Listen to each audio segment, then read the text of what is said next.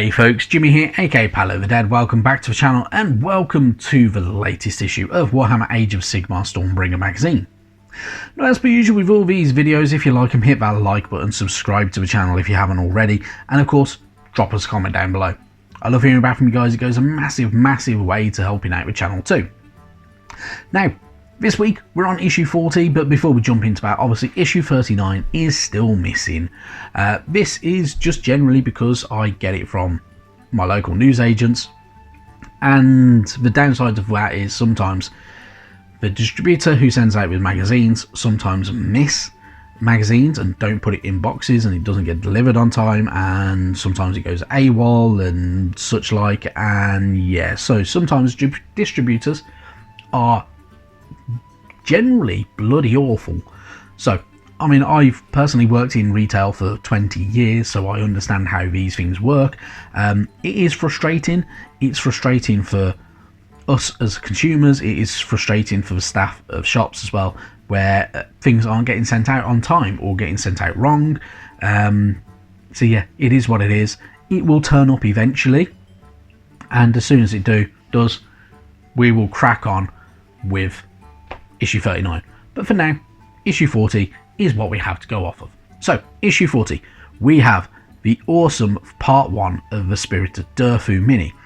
This can also be made into a Tree Lord Ancient. It is our biggest Sylvaneth mini that we get with this collection. It is an absolute unit. Pretty damn cool as well. So obviously it is a Tree Lord. So essentially think, if you like Lord of the Rings, think, the Ents in Lord of the Rings. However, these do utilise swords, staffs, they have magical abilities, and they look pretty damn gnarly.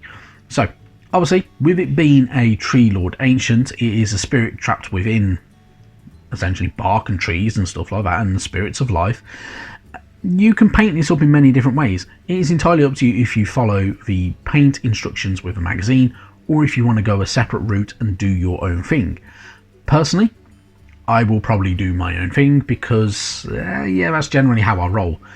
So, if you want a bit of inspiration, look at the trees around where you live, have a look online for different trees and the way different tree barks work, so like birch, oak, mahogany and such like that, and how they grow and how the bark looks on there.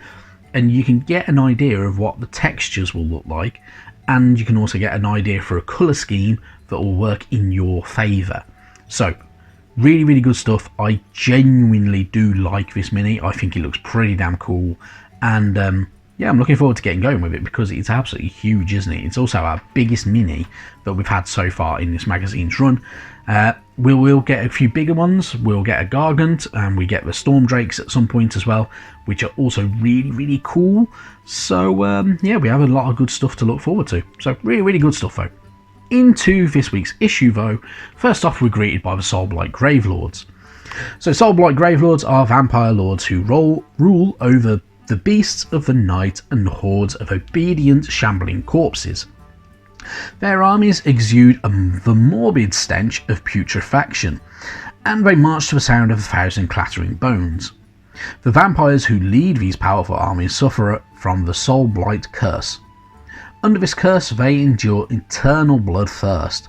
In return, it offers them immortality and great power. So, the Soulblight Gravelords, being the vampires of the realms, they do kind of exist in most realms and have their own little conclaves. They utilise necromantic powers to reanimate corpses, raise skeletons from the grave, and so much more.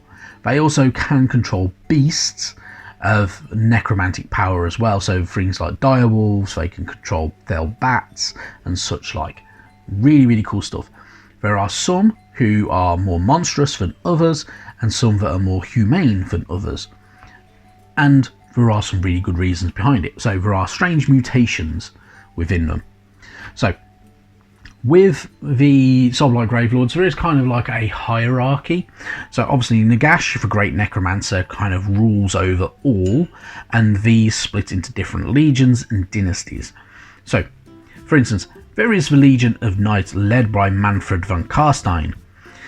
There is also the Legion of Blood led by Neferata.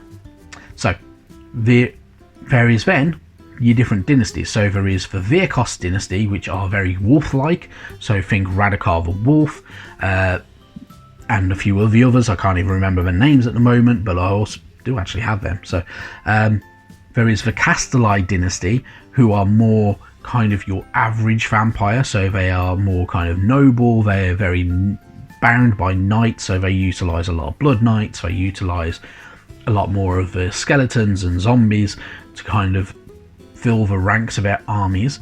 And then there is the Yevengori dynasty, led by Lauka They, who are more monstrous and savage, so they used a lot of the Vargeists and stuff like that, and the Vargulfs, and they utilize that kind of more snarling, ready to rip out anything and everything, kind of monstrous versions of the vampiric hordes, essentially. So 3 different, very, very different ways of playing as Soulblight Gravelords. Personally, I like all 3. I think they're pretty damn cool. I do have more of a Castelli dynasty force. However, I do have Radakar the Wolf and Radakar the Beast, and I do also have Lauka They as well. So really, really cool minis, and bloody awesome vampires. I do love the vampires. They're pretty damn cool. And I'm looking forward to having the Vampire Lords possibly back in good old world when that comes about. We never know. Moving on though, we do get the information about Feast of Bones. So Feast of Bones was a standalone army battle box that was released during good old the Soulblight kind of second edition of Age of Sigmar. We had Kagruk Kin Eater, an ogre kind of a warglut ogre who leads other ogres. I do have his mini. He is pretty damn cool.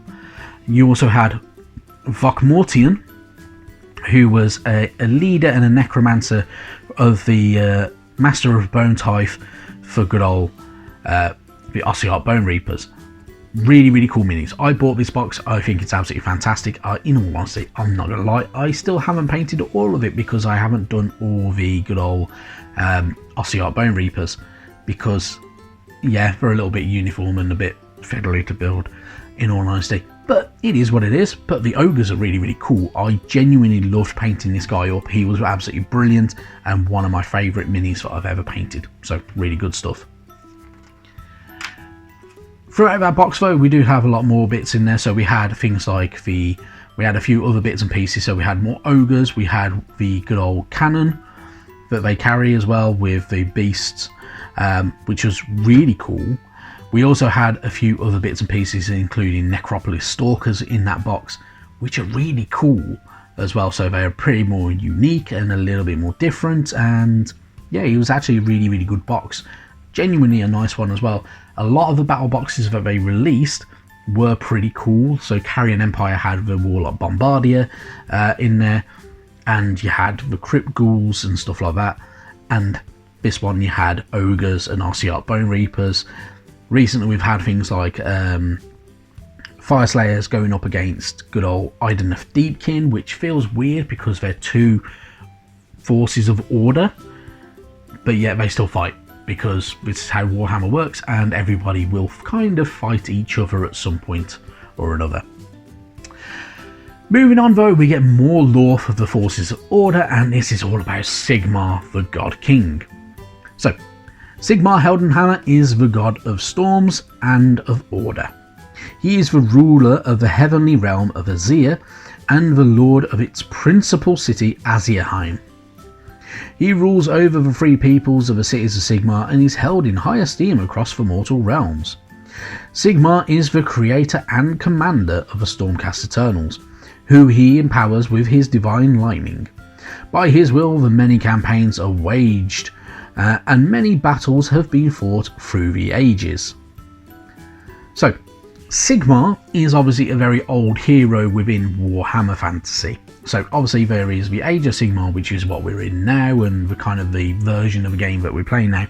However, still Sigmar Heldenhammer also existed in the old world, and was the person who brought about the Empire of Man and united the random kind of bands of humans who didn't kind of coexist well with each other, and he united them and created this vast empire who became a lot more kind of unique and, you know, heralded in a golden age for them, really. And the return of Sigmar came about at the end times. So really, really good stuff though, and a nice little bit of information about Sigmar, which is always very, very nice. So there is a genesis for Sigmar as well. So in ages past there was another world, the world that was. It was a world of valour, horror and war. It was in this world that Sigmar first arose as a ruler. He ascended to godhood after his reign and was venerated as the patron of humankind. But the powers of chaos were arrayed against this world, and with the coming of Archaon Everchosen, the Lord of the End Times, the world was destroyed in a violent apocalypse. Only the heart of the world remained, and it was flung into the cosmos with Sigmar clinging to it. Because, yeah, chaos. So, the coming of Sigmar obviously beckoned in the kind of the new age of the realms and much, much more. We also carry on with a bit more of order as well, and the coming of chaos and how storm vaults exist. So they are near impenetrable caches in which Sigmar has hidden untold wonders, mysteries and dangers, and storm vaults can contain powerful weapons, artifacts and such like that are hidden to keep the lands safe from the harm they might cause. However, the vaults can also contain powerful monsters and beings who were entombed to safeguard Sigmar's people, such as Kragnos and such like, who wasn't exactly entombed in a storm vault, but these god beasts have been entombed in them before and such like. Moving on though, onto the next page, we get a bit of information about the Stormcast and the Age of Sigmar itself to kind of help us plough through and kind of connect all the dots that Sigmar brings. Then we move on, we get our page for the Sylvaneth, and this is obviously the Spirit of Durthu. So they are allies of the Ever Queen, wanted to say Ever Chosen then for some reason. They are the Tree Lords, they look pretty damn cool, they're pretty unique. You can give them their traits, you can give them a name, so they are Spirit of Durthu and then they have their own name, and yeah, give them their home glades and such like as well, which is always really, really cool. We get our build guide. Obviously it's, you know, you can't really build much of it right now because we do need to wait for the other sprue from next week, which will be pretty damn cool. You will be left with bits left over on the sprue. Do not worry about them. You can utilise them and kind of add them to bases later on if you want to, if that's really your type of thing. You do get the Guardian Sword. It is up to you if you're going to utilise the sword or if you're going to utilise the staff. As I say, you can magnetise it if you want these minis as well, so you can change the hand if you wanted to, which is a pretty cool way of doing things. Then moving on, we get more order tactics and more advanced rules for good old Stormcast Eternals and the Stormstrike Chariot in particular. So there are very few models that have a Stormstrike Chariot. It counts as 2 models for the purpose of contesting objectives because they have over 5 wounds. However, even with this advantage, they will be outnumbered by most other units. They are fast and they are strong, which is their main positives, and they are pretty damn cool. We also get information for the Gryph-hounds for the same type of rules. We also get tactics for the Hobgrot Slitters. So because they're not Oryx, they don't have the Oryx keyword, so they don't benefit from bonuses that affect Cruel Boys, Oryx units and such like. So like venom encrusted weapons maybe. So, you know, some good bits and pieces to do with different units. Yeah, it's not bad though. But yeah, really, really cool stuff, and they are really good fun. But yeah, this obviously is going to help you later on with all your different battles. So yeah, have a bit of fun with it. Then we've got our battle for the week, the Alliance of Order, featuring our Arch Revenant, Knight Judicator, Athari's Guardians, 5 Vigilors and 5 Vindicators, going up against the Alliance of Destruction in the shape of our Loon Boss, Fungoid Cave Shaman, Zarbag and Zarbag's Gits, 20 Shooters and 10 Gut Rippers. So as per usual, it always feels like the Alliance of Order is very overpowered, is very kind of overwhelmed by the numbers of the forces of destruction. The grots are fairly squishy and can die very quickly, in all honesty. So otherwise, you're generally just playing it, capture the objectives, destroy each other as much as possible, have a bit of fun with it, enjoy your games. That is the main thing with it. Then moving on from issue 41, obviously we're going to get some more bits and pieces. So in the next coming 20 issues, we get more Sylvaneth, we get our Cadron Overlords, we get Squigs, we get Fanatics, we get Squig Hoppers, we get Molog's Mob, we get some pretty damn cool minis, we get our Nexus Siphon, and some more terrain for the cities of Sigmar, kind of a domicile, and yeah, really good stuff. So pretty damn cool bits there, a lot to look forward to. Some really cool minis, some half decent minis, but a lot of good stuff overall. And then next week, obviously part 2 of a Spirited Durthu mini. We'll get more information about the Realm of Metal and also information of how to dry brush. Generally, it's very simple. The other thing that we get in issue 42 though is Molog the Mighty and his mob. So this is another one of the Warhammer Underworld's warbands. It's a pretty cool one with a flying squig, a troll, and some killer mushrooms because, why not? Have a bit of fun with it. But yeah, really good stuff. Genuinely looking forward to both issues. They should be really good fun and a lot more to look forward to. But with all that said, obviously, thank you very much for watching. I will be back sometime in the near future. But for now, bye-bye now.